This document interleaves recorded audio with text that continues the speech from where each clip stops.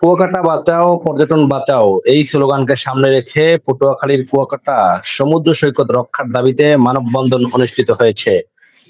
শনিবার দুপুরে Kuakata tourism park সংলগ্ন সৈকত সড়কে এ মানববন্ধন অনুষ্ঠিত হয়। এ সময় বক্তব্য রাখেন কুয়াকাটা পৌর বিএনপির সভাপতি মতিউর রহমান, কুয়াকাটা জামাতে ইসলামীর সাবেক সভাপতি মাইনুল ইসলাম মান্নান ও কুয়াকাটা প্রেস ক্লাব সভাপতি রুমানী ইমতিয়াজ তুষার সহ বিভিন্ন সামাজিক সংগঠনের নেতাকর্মীরা। মানববন্ধনে পৌর বিএনপি, জামাত ও প্রেস ক্লাব সহ বিভিন্ন সামাজিক সংগঠনের শত শত মানুষ ভিন্ন ভিন্ন ব্যানার নিয়ে অংশগ্রহণ করেন।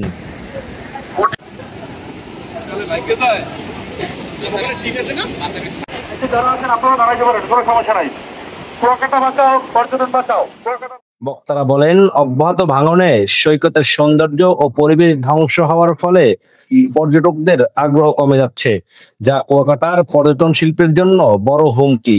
তাই দ্রুত সময়ের মধ্যে সৈকতের সৌন্দর্য রক্ষার্থে ভাঙন রোধে স্থায়ী পদক্ষেপ নেওয়ার অনুরোধ জানান তারা।